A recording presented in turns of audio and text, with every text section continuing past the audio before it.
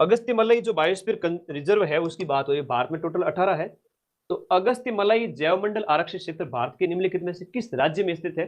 केरल और तमिलनाडु। तो केरल दिया गया यहाँ पर, तमिलनाडु। कार्डेमम पहाड़ियों की सर्वोच्च चोटी है। अच्छा प्रश्न है, मोस्ट इंपोर्टेंट है। जो इलायची की जो पहाड़ी है आपके दक्कन भाग की और सबसे दक्षिण के अंदर, कार्डेमम की पहाड़ी नीलगिरी के अंदर, वहां पर उसकी सबसे ऊंची चोटी है वो आपकी अगस्त्य मलाई है। क्या है? अगस्त्य मलाई। निम्नलिखित में से कौन सा हॉट स्पॉट पश्चिमी घाट में स्थित नहीं है? वेस्टर्न घाट के अंदर हॉट स्पॉट कौन सा नहीं है? 4 हॉट स्पॉट है और दिए गए में आपका जो दिए गए में यहाँ पर अन्नामलई है, नीलगिरी है, साइलेंट वैली है, लेकिन सुंदरबन है वो पश्चिम बंगाल में, इसलिए यहाँ पर नहीं है।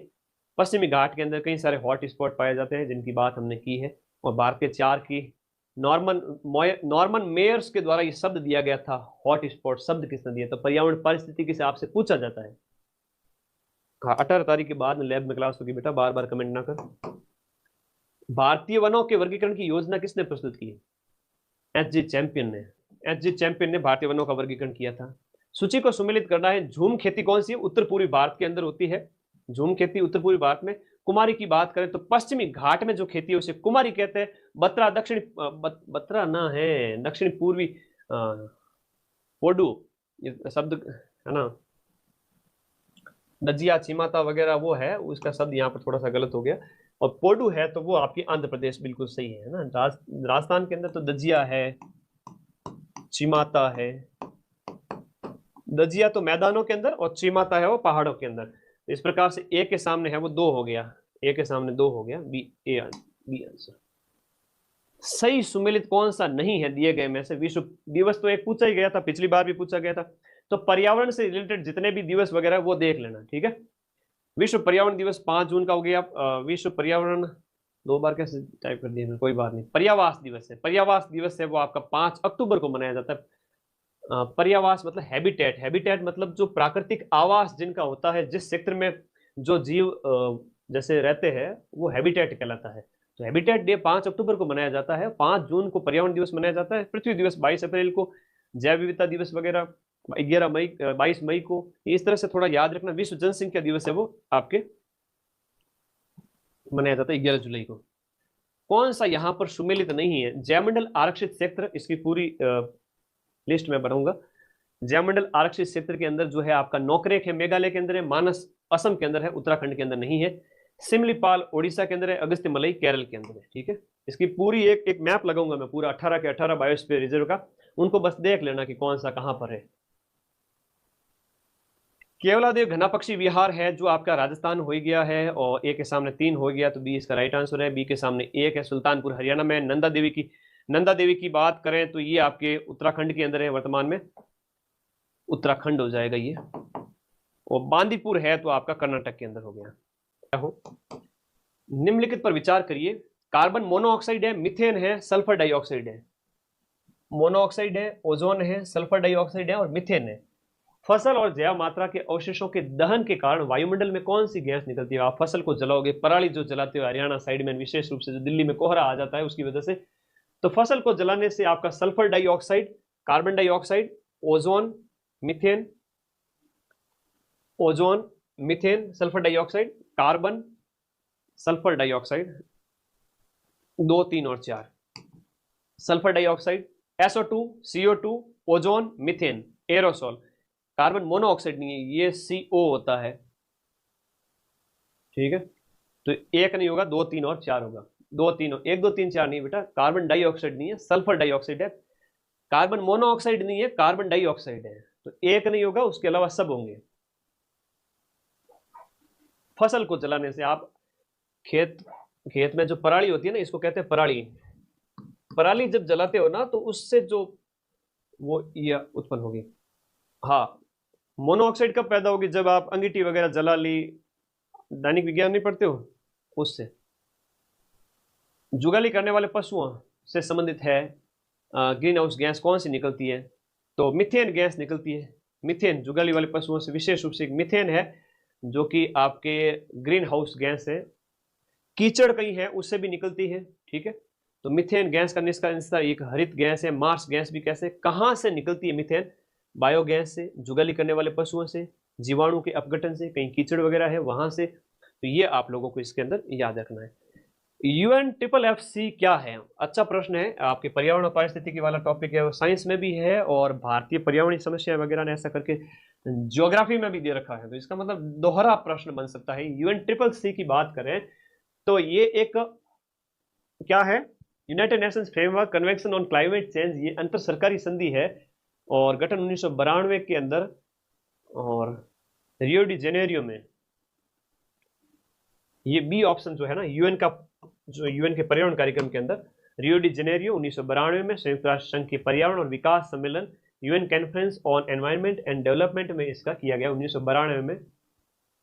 United nation framework convention on climate change, जो क्लाइमेट चेंज कन्वेंशन है ये UNFFC जिसको कहते हैं, 1992 में रियो सम्मेलन ब्राजील में हुआ था, पृथ्वी शिखर सम्मेलन उसमें। क्योटो प्रोटोकॉल किससे संबंधित है? ये आपका क्या है? जलवायु परिवर्तन से संबंधित है। और क्योटो प्रोटोकॉल के संबंध में और भी कुछ क्वेश्चन है। ग्रीन हाउस गैसों के निकास को कम करने के लिए इसको लागू किया गया।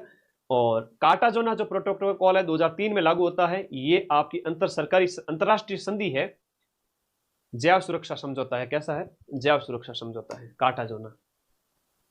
मानव गतिविधि, क्योटो वाला तो 2005 से लागू है। मानव गतिविधियों को प्रत्यक्ष और अप्रत्यक्ष रूप से आलंबन प्रदान करने में ग्रीन हाउस गैसों की कुल मात्रा को क्या कहते हैं? ये कार्बन पद चिन्ह कहते हैं, फुटप्रिंट जिन्हें कहा जाता है। क्या कहा जाता है? फुटप्रिंट। कार्बन फुटप्रिंट, मानव गतिविधि को प्रत्यक्ष अप्रत्यक्ष रूप से आलंबन प्रदान करने में ग्रीन हाउस गैसों की कुल मात्रा। ये अच्छा प्रश्न है। क्योटो प्रोटोकॉल 1997 में स्वीकार किया गया, 2005 से लागू हुआ था, ठीक है ना। ग्रीन हाउस गैसेज को 1990 के स्तर पर ले जाने के लिए, तो क्योटो प्रोटोकॉल 2005 से प्रभावी होता है और ग्रीन हाउस गैसेज को कम करने के लिए, और मीथेन की तुलना में carbon dioxide green house gases के रूप में 5 गुना अधिक प्रभावी होते हैं। ये कथन यहाँ पर दिए गए में 1 और 2 यहाँ पर क्या है? सत्य है। मीथेन की तुलना में कार्बन डाइऑक्साइड वाला गलत है। भारत के जलवायु परिवर्तन पर पहली राष्ट्रीय कार्य योजना कब प्रकाशित की गई थी? 2008 में, ठीक है। कौन सा सुमेलित नहीं है? दिए गए ऑप्शन में यहां पर सुमेलित कौन सा नहीं है? देखो कुछ पर्यावरण सम्मेलन वगैरह है, नहीं बस 10 मिनट और है, ठीक है, लगातार जुड़े रहो, 10 मिनट और है।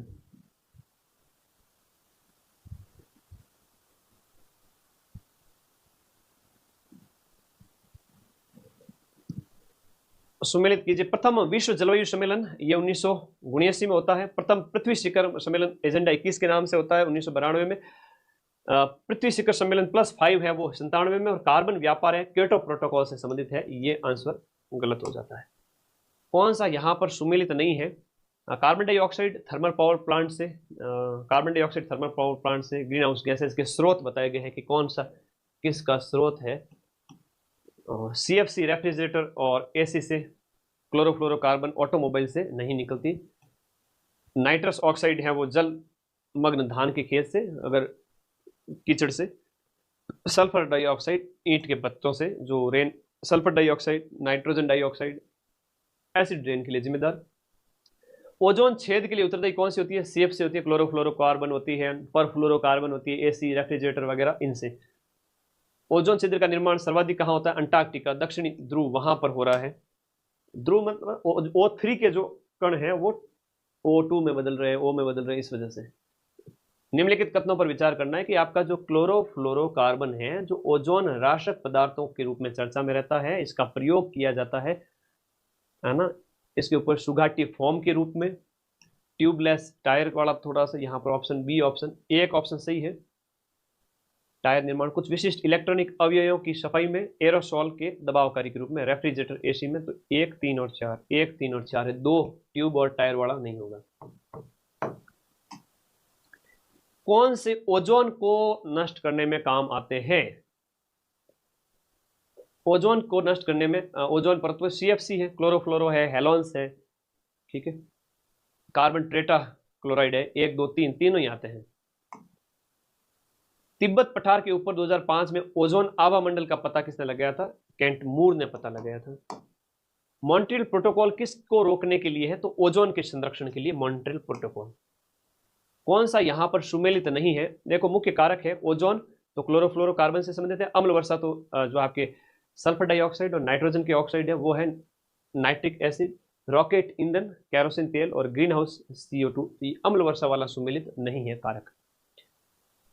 अभी इसमें बहुत सारी नई नई चीजें ऐड करके दूंगा, ऐसे ऐसे नक्शे डाल के दूंगा कि उनको पढ़ लोगे ना तो 5 क्वेश्चन मिल जाएंगे, 6-7-8 क्वेश्चन ही तो आएंगे टोटल। निम्नलिखित में से कौन सा युग्म सुमेलित नहीं है?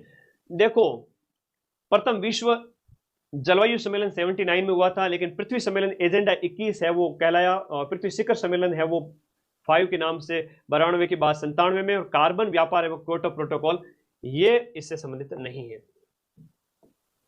सूर्य से आने वाला हानिकारक पराबैंगनी विकिरण के कारण क्या होता है? आपका स्किन कैंसर होता है, जिसमें अल्ट्रावायलेट ABC प्रकार की होती है। ओजोन जैविक जीवन के लिए परम आवश्यक है और ओजोन परत पृथ्वी को उच्च ऊर्जा विकिरण से सुरक्षा भी प्रदान करती है। तो सही व्याख्या है दोनों की, और ऑप्शन नंबर ए यहाँ पर अल्ट्रावायलेट रेज के बारे में सही है।